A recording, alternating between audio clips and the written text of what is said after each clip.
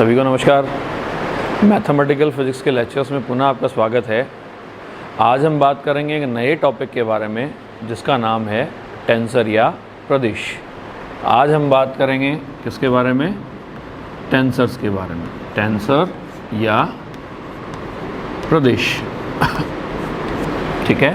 Generally हम physics में दो तरह की क्वांटिटीज़ हम जनरली पढ़ते हैं। एक तो हम कहते हैं अदिश राशियाँ या स्केलर क्वांटिटीज़, और एक हम पढ़ते हैं कौन सी?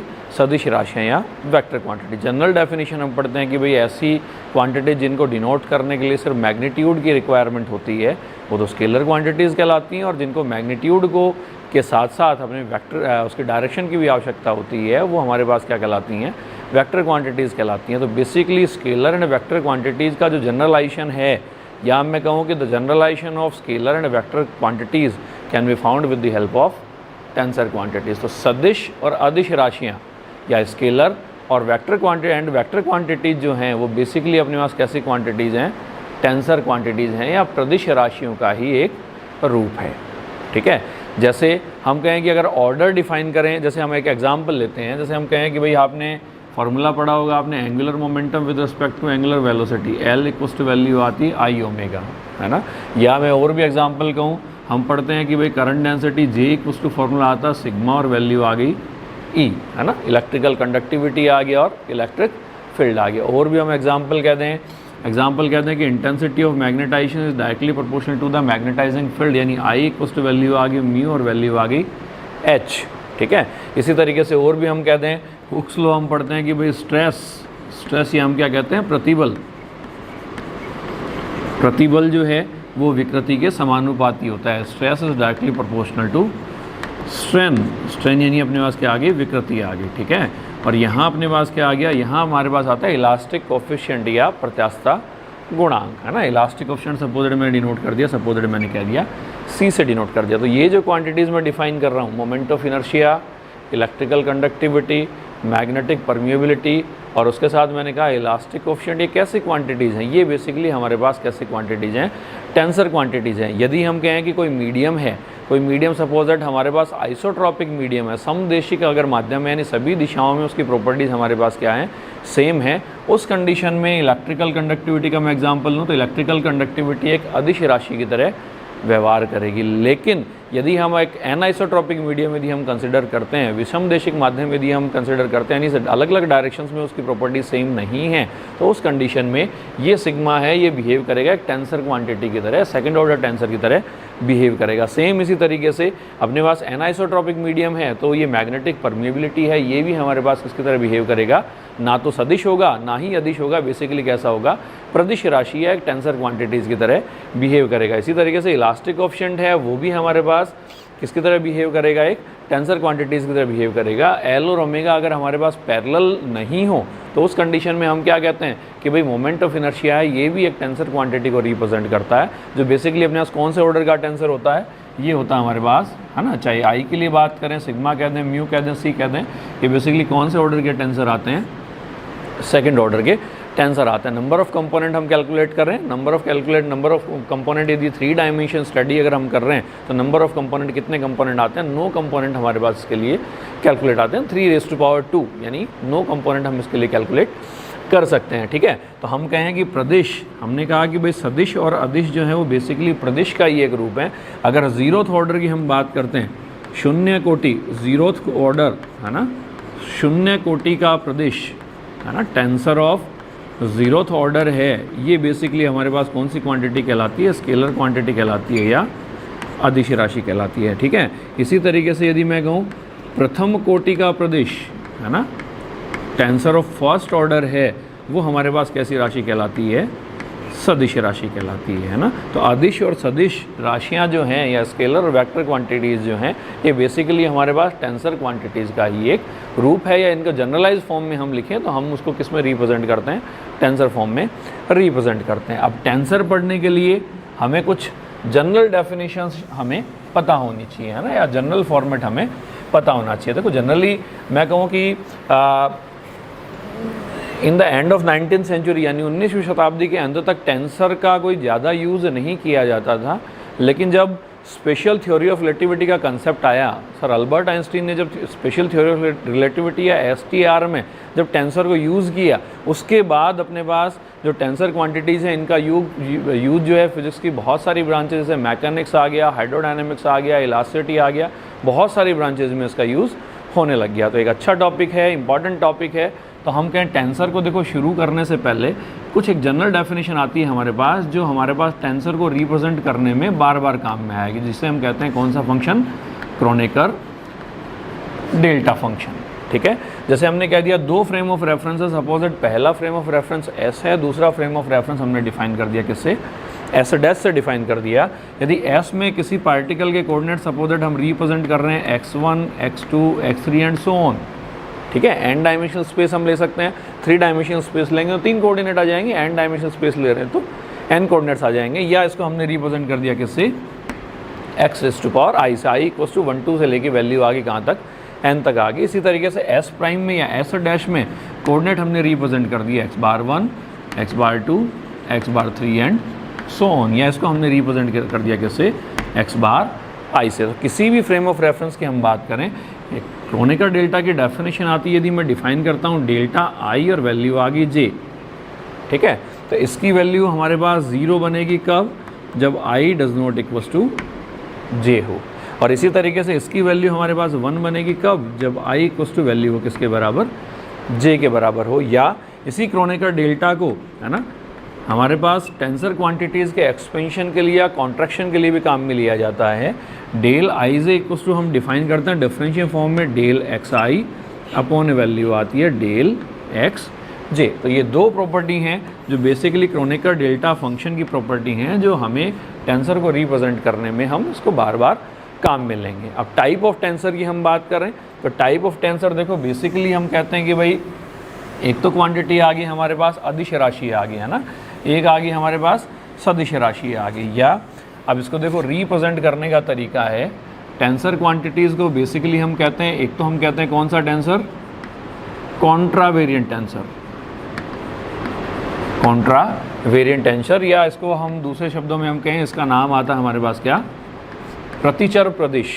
ठीक है, इसी तरीके से दूसरा टाइप आता है हमारे पास कोवेरिएंट टेंसर, या कौन सा आ गया, सहचर प्रदिश आ गया। ठीक है, तीसरा आ गया हमारे पास कौन सा, मिक्स टेंसर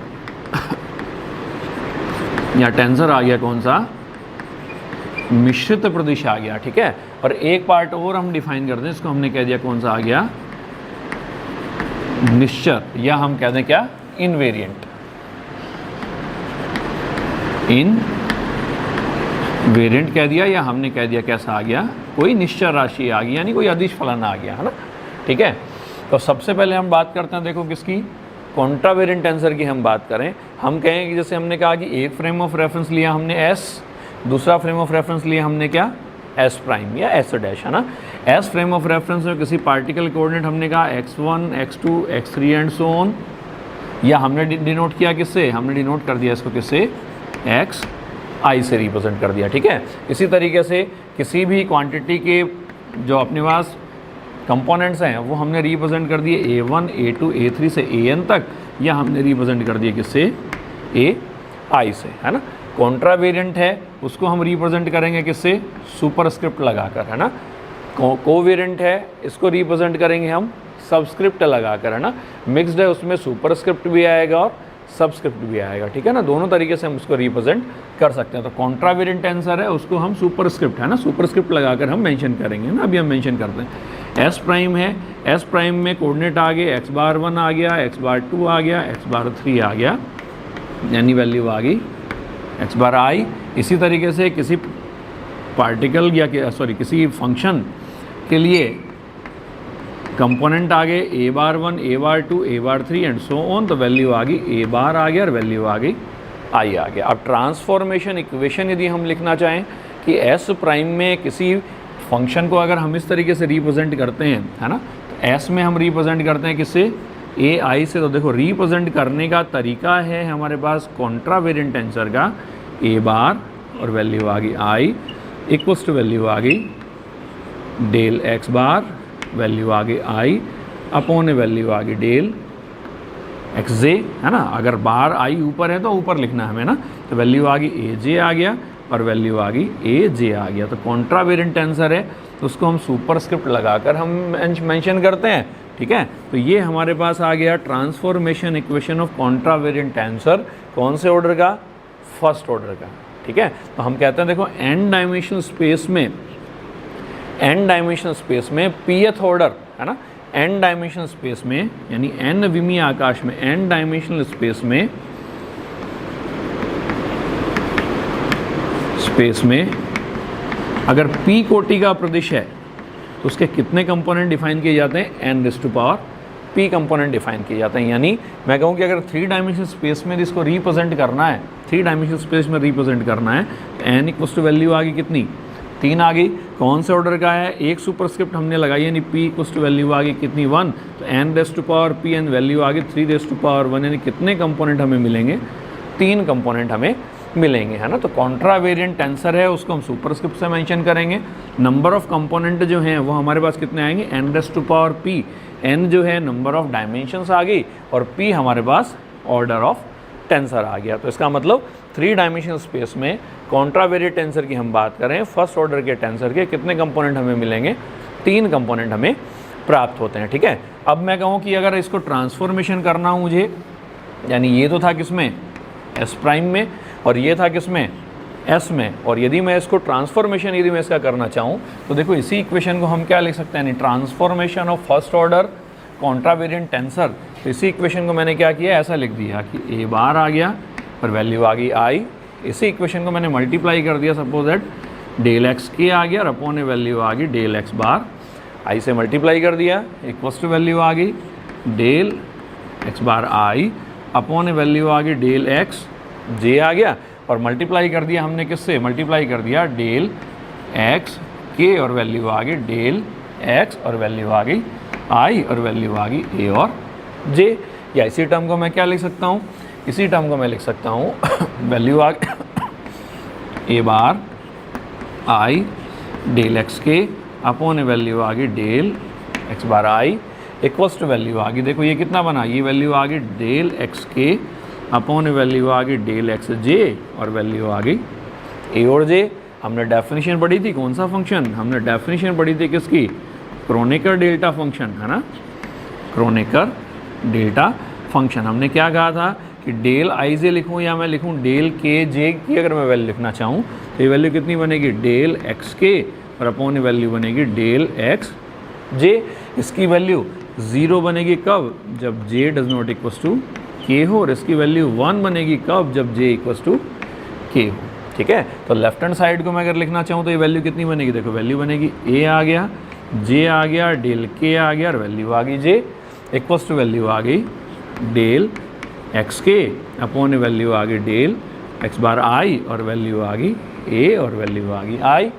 अब ये वैल्यू कब पॉसिबल है, ये वैल्यू सिर्फ तब पॉसिबल है जब जे इक्वल्स टू कितना हो, के हो, जे, अदरवाइज ये वैल्यू कितनी बन जाएगी, 0 बन जाएगी। तो जे इक्वल्स टू के यदि हम रखें तो ये टर्म कितनी बन जाएगी, 1 बन जाएगी। तो दैट मीन्स जे की जगह अगर हम के रख दें तो वैल्यू आ गई ए के आ गया और इक्वल्स टू वैल्यू आ गई डेल एक्स के अपॉन वैल्यू आ गई डेल एक्स बार आई और वैल्यू आ गई ए बार और वैल्यू आ गई आई के इक्वल। तो ये हमारे पास प्रोसेस आ गया किसका, ट्रांसफॉर्मेशन ऑफ कॉन्ट्रावेरिएंट टेंसर। तो जैसे ये इक्वेशन हमने डिफाइन करी किसके लिए, फर्स्ट ऑर्डर कॉन्ट्रावेरिएंट टेंसर की, सेम इसी तरीके से यदि हम डिफाइन करना चाहें किसके लिए, सेकंड ऑर्डर कॉन्ट्रावेरिएंट टेंसर को यदि हम डिफाइन करना चाहें तो वैल्यू सेकंड ऑर्डर को आप कैसे डिफाइन करोगे, वैल्यू आ गई ए माइनस आई और वैल्यू आ गई जे, इक्वल्स टू वैल्यू आ गई कैसे लिखें, del x bar I del x बार जे, कोई भी नया नोटेशन ले लिया मैंने, डेल एक्स पी और वैल्यू आ गई डेल एक्स आ गया और वैल्यू आ गई क्यू, या वैल्यू क्या लिख दूँ मैं, वैल्यू आ गई है ना, ऊपर अगर लिखा है सुपरस्क्रिप्ट में लिखा है तो ऊपर वैल्यूज़ आ जाएंगी, और अगर आप सहचर प्रदिश पढ़ रहे हो, कोवेरिएंट पढ़ रहे हो, अगर हम नीचे इसको सबस्क्रिप्ट में लिख रहे हैं तो सबस्क्रिप्ट में वैल्यूज़ आ जाएंगे, है ना। तो इसको लिख दिया मैंने पी और क्यू लिया तो वैल्यू आ गई ए पी एंड क्यू आ गया, ठीक है। तो इसका मतलब अब ये जो मैंने एग्जाम्पल लिखा है, ये एग्जाम्पल लिखा है मैंने किसका, सेकेंड ऑर्डर कॉन्ट्रावेरिएंट टेंसर का। तो सेकंड ऑर्डर है तो नंबर ऑफ कंपोनेंट कितने होंगे। अगर मैं इसकी बात करूं कि 3 डायमेंशन की यदि हम बात कर रहे हैं तो नंबर ऑफ कंपोनेंट हमने डिफाइन किया था n⁻p से हमने डिफाइन किया था। तो सेकंड ऑर्डर है तो नंबर ऑफ कंपोनेंट कितना बनेगा, देखो नंबर ऑफ कंपोनेंट्स कितने बनेंगे, 3 डायमेंशन की हम बात कर रहे हैं तो 3⁻² इक्वल टू वैल्यू कितने कंपोनेंट बनेंगे, 9 कंपोनेंट बनेंगे। इसी तरीके से अगर मैं और भी कहूँ, मैं थर्ड ऑर्डर टेंसर की यदि मैं बात करूँ कि थर्ड ऑर्डर का यदि हमें कॉन्ट्रावेरिएंट टेंसर हमें लिखना है तो हम क्या लिखें, a बार आई जे के आ गया, वैल्यू आ गई del x bar I del x बार जे और वैल्यू आ गई डेल x के और अपॉन वैल्यू आ गई डेल x, वैल्यू आ गई p डेल x, वैल्यू आ गई q और वैल्यू आ गई डेल और वैल्यू आ गई x और वैल्यू आ गई r। दैट मीन्स वैल्यू आ गई कितना आ गया, वैल्यू आ गई a p q और वैल्यू आ गई r। तो ये हमारे पास ट्रांसफॉर्मेशन इक्वेशन आ गई किसके लिए, थर्ड ऑर्डर कॉन्ट्रावेरिएंट टेंसर के लिए। ठीक है, अब थर्ड ऑर्डर की हम बात कर रहे हैं, इसका मतलब p की जो वैल्यू ऑर्डर हमारे पास कितना आ गया, थर्ड ऑर्डर आ गया। और 3 डायमेंशन में, अगर 3 डायमेंशन में यदि हम इसके कंपोनेंट लिखना चाहें तो 3 डायमेंशन इसके कंपोनेंट कितने आएंगे, 3 डायमेंशन n इक्वल टू 3 आ गया। ऑर्डर जो है, ऑर्डर हमारे पास कितना हो गया, ऑर्डर हमारे पास कौन से ऑर्डर का है, थर्ड ऑर्डर का टेंसर आ गया। इसका मतलब नंबर ऑफ कंपोनेंट जो है वो कितने होंगे, नंबर ऑफ कंपोनेंट आ गए हमारे पास 3⁻³ इक्वल टू वैल्यू आ गई 27। ठीक है, तो ये हमने बात की किसके लिए, कॉन्ट्रावेरिएंट टेंसर या प्रतिचर प्रदिश की हमने बात करी, जिसको व्यक्त करते हैं हम किससे, सुपरस्क्रिप्ट लगाकर हम मेंशन करते हैं। इसी तरीके से टेंसर के जो दूसरा पार्ट है हमारे पास कौन सा है, कोवेरिएंट टेंसर है, जिसको हम किससे व्यक्त करेंगे, सबस्क्रिप्ट लगाकर हम उसको व्यक्त करते हैं, जिसके बारे में हम नेक्स्ट वीडियो में बात करेंगे। बहुत बहुत धन्यवाद, थैंक यू।